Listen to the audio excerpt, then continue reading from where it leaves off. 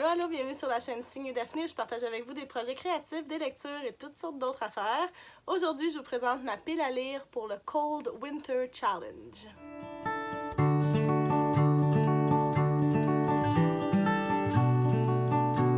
Bonjour tout le monde, j'espère que vous allez bien. Aujourd'hui, ça me fait plaisir de vous retrouver pour cette vidéo où je vais vous présenter encore une fois une pile à lire que je n'arrivais sûrement pas à respecter ou à lire au complet.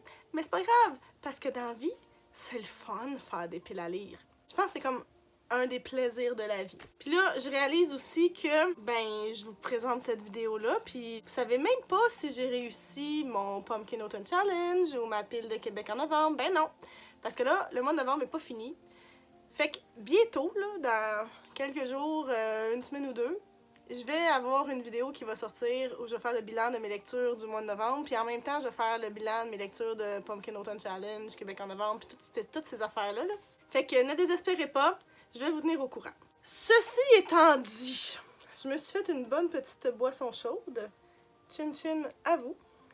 Un bon petit thé, il est vraiment chaud, pour vrai. c'est brûlant. Mais c'est si bon. Alors, je vais y aller de ma présentation, mais avant, n'oubliez pas que, comme d'habitude, toutes les informations sur les livres que je vais mentionner se retrouvent dans la barre d'infos juste en bas, ainsi que toutes les informations pour venir me rejoindre sur les réseaux sociaux. Et pourquoi pas vous abonner, tant qu'à y être, si vous ne l'avez pas déjà fait, hein? Je dis ça de même. Fait que c'est ma première participation au Cold Winter Challenge. Avant, je faisais d'autres types de challenges sur Goodreads. Puis là, je suis rentrée dans l'espèce de puits sans fond qui est Booktube, mais que j'adore. Puis là, je fais des challenges de Booktubers. Et celui-là, maintenant, il a été repris par L'Enluminé. Je vais vous mettre dans la barre d'infos, d'ailleurs, le lien vers sa vidéo de lancement puis sa palle à elle. Puis, ça dure du 1er décembre au 28 février cette année. Je me suis fait évidemment des pages dans mon bullet journal pour la liste des livres que je veux lire. Et puis, il y a 4 menus à la base, plus un menu bonus, mais là, moi, je vais m'en tenir aux 4 menus de base parce que, franchement, il y a déjà 3 catégories par menu. Ça fait 12 livres en tout, 12 livres sur 3 mois. C'est quand même faisable, mais je pense que si j'en rajoute un autre 3, là, je risque de pas y arriver. J'aime tellement le thé. My God que j'aime le thé. Et le premier menu s'appelle Magie de Noël. Et la première catégorie, c'est Under the Mistletoe, une romance, quelque chose feel good, qui se passe à Noël. Genre, faut qu'il y ait un aspect de Noël. Puis là, moi, là, ça fait depuis l'été que j'attends de lire le 2e volume du Comfort Food Café qui s'appelle Christmas at the Comfort Food Café de Debbie Johnson. Parce que, si vous avez vu mes autres vidéos, vous savez que j'ai adoré le premier livre. Fait que là, je me retiens là, depuis le mois de juillet pour pas lire la suite parce que je me suis dit je veux le lire à Noël vu que ça se passe à Noël. Alors c'est le premier livre qui s'en vient sur ma palle. Ensuite de ça, la deuxième catégorie c'est raclette. Alors les mots-clés sont famille, amis, secret. Et j'ai choisi We Were Liars de Emily Lockhart. Ah, je m'énerve là. Je m'énerve tellement. J'oublie d'écrire les noms au complet des gens. Seigneur Dieu, je vais aller chercher les infos. Là, je suis allée chercher mon ordi là, pour regarder les noms comme faux. Puis finalement, c'est vraiment Lockhart. Il n'y a pas de prénom. C'est une femme, c'est une autrice. Mais quel est son réel prénom? Emily, Erin, Ella, Esther? Elle ne sait pas. Elle sait pas. Puis, en tout cas, fait que je vais lire We Were Liars parce que dans la description, ça parle d'une famille distinguée, d'un groupe d'amis qui a des secrets à cacher. Fait que, tu sais, tous les mots-clés sont là, là. Famille, amis, secret. C'est parfait. Puis ça fait vraiment longtemps que je veux le lire en plus. Fait que je pense que ça va être bien. Ensuite de ça, la troisième catégorie du menu Magie de Noël, c'est Danse de la fée dragée. Alors, les mots-clés sont rêve, onirique, fantastique et j'ai décidé de me lancer dans une toute nouvelle série fantastique, Mistborn, dont j'ai beaucoup entendu parler. Je sais qu'elle est hyper bien cotée. Puis il y a plein de gens qui m'ont dit que vu que j'aimais Robin Hobb, je risquais d'aimer celle-là aussi. Donc, le premier livre s'appelle The Final Empire, c'est de Brian Sanderson. Puis j'ai vraiment hâte de voir ce que ça va être. Mais je vais être très honnête avec vous, je vais aussi fort probablement très très bientôt commencer une relecture de Robin Hobb, sa saga au complet. Alors, peut-être qu'il va y avoir plus qu'un livre dans cette catégorie-là. Puis, tu sais, j'ai aussi plein de livres là, qui m'attendent là, sur ma tablette là-bas, là, que vous voyez pas, là, parce qu'elle est de l'autre bord de la caméra, mais j'en ai plein de livres de fantasy que je veux lire puis qui attendent. Fait que on verra, là, ça risque de changer. Ça pourrait changer, mais pour vrai, Mistborn, j'ai vraiment envie de le découvrir. Sinon, il y avait La Roue du Temps aussi. En tout cas, ceux qui aiment le fantasy, là, dites-moi dans les commentaires, est-ce que ça vaut la peine que je lise aussi La Roue du Temps, The Wheel of Time. Je sais que c'est Robert Jordan qui l'a écrit puis qu'il y a vraiment beaucoup de tomes. En tout cas, venez me dire dans les commentaires, est-ce que vous trouvez que c'est un bon choix, Mistborn 1, là, de Final Empire, ou je devrais y aller avec La Roue du Temps, mais là pour l'instant c'est ça qui est écrit, mais tu sais, ça peut changer. Le deuxième menu s'appelle Hiver mystérieux, et la première catégorie c'est Yule. Et les mots-clés, c'est légende, mythologie, divinité. Alors là, pour cette catégorie-là, j'ai choisi Circé de Madeline Miller parce que, ben, ça parle de Circé, puis de... ça a comme un lien, je pense, avec la mythologie grecque, puis tout cet univers-là. Puis j'ai entendu Karine la bouquineuse en parler il y a pas trop longtemps dans un de ses vlogs hebdomadaires. Puis ce qu'elle disait, ça me parlait, là. Je me disais, ah, crime, c'est un genre de livre que je veux lire. Fait que je l'ai ajouté dans mes to be read, là, dans mes livres à lire. Je trouvais qu'il fitait tout à fait pour la catégorie mythologie. Je pense que je suis d'ailleurs vraiment pas la seule à l'avoir mis dans cette catégorie-là. Là. Je pense que c'est un choix très populaire. On va voir si je vais l'aimer, mais je pense que oui, honnêtement, pourquoi pas. La deuxième catégorie, c'est Reine des Neiges. Alors là, les mots-clés, c'est femme de pouvoir, féminisme. Et pour cette catégorie-là, j'ai choisi de lire le dernier tome de Book of the Ancestor de Mark Lawrence, le troisième dans le fond, qui s'appelle Holy Sister. J'ai fini Grey Sister il n'y a pas très longtemps. C'était une lecture commune avec justement Karine la bouquineuse. On avait fait une vidéo, on en a parlé toutes les deux. Vous irez voir ça. Dans cette série fantastique-là, il n'y a quasiment pas de personnages hommes. Genre, dans le dernier livre, il y en avait un. Ou deux? Ouais, deux. Mais tu sais, c'est comme des figurants, là, quasiment. Là. C'est que des femmes. Ce sont des femmes de pouvoir. Il y a entre autres un personnage d'une abbesse qui dirige un couvent vraiment fucking powerful.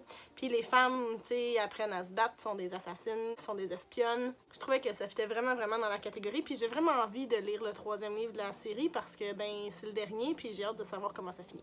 Fait que je trouvais que ça fitait. Alors voilà, ça va être Holy Sister. Et la troisième catégorie, c'est New Year, New Me. Ça doit parler d'évolution, de transformation, que ce soit soi-même ou le personnage, de ce que j'ai compris. Et pour cela, j'ai choisi The Midnight Library de Matt Haig, parce que quand j'ai lu le résumé, ça parlait d'une femme qui est dans une librairie où elle peut aller vivre les différentes vies des personnages dans les livres. Je pense que c'est une femme qui est un peu perdue, qui a vécu quelque chose de comme pas le fun, puis qui cherche justement à se réinventer, à trouver ce qu'elle veut faire dans la vie. Fait que je me disais que ça fitait, puis en plus, ça fait longtemps que je veux le lire, puis il est super bien coté, là. Il y a 4.27 sur Goodreads, ça fait que, tu sais, un livre qui se passe dans une librairie, là. Quoi demander de mieux? C'est parfait pour un challenge en plus, le cocooning, là. Ouais. Le troisième menu s'appelle Marcher ensemble dans la neige. Et puis là, la première catégorie, c'est Reine du Père Noël, et les mots-clés, c'est animaux, nature, écologie. Puis là, sérieusement, là, je me suis vraiment cassé la tête pour cela. J'avais aucune espèce d'idée. Mais là, finalement, j'ai une idée. Récemment, Alex y avait loué à la bibliothèque des BD de Hubert Reeves. Mais Hubert Reeves avec deux autres personnes. L'illustrateur, c'est Daniel Cazenave. Puis je pense qu'il y a Nelly Boutineau aussi qui est créditée. Je sais pas si c'est pour les textes ou pour l'édition. Mais bref, c'est un travail comme... une collaboration avec Hubert Reeves. Puis il y a plusieurs tomes, puis Hubert Reeves nous explique la biodiversité, Hubert Reeves nous explique les océans, la forêt. Ce que je vais faire, c'est que je le sais, parce qu'Alex les avait pris, qu'il y en avait un à la bibliothèque, ou deux même, chez nous. Fait que ça va être un de ceux-là que je vais lire pour cette catégorie-là. Je trouve que ça fit, là, écologie, là, animaux, faune, flore et tout. Donc, je vais venir au courant de ça, puis ça va être une BD, fait que ça va se lire bien et rapidement.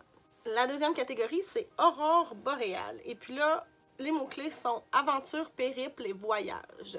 Puis là, ça fait longtemps, encore une fois, que je veux lire ce livre-là. C'est pas un roman, ça s'appelle Histoire de filles en sac à dos. C'est de Marie-Julie Gagnon, Mélanie Leblanc et Nadia Lakdari King. J'espère que j'ai bien prononcé son nom. Ça fait vraiment longtemps que je veux le lire parce que, ben, peut-être que vous le savez, peut-être que non, mais moi, dans mon jeune temps, mon Dieu, je peux pas croire que je suis rendue à dire des affaires de même.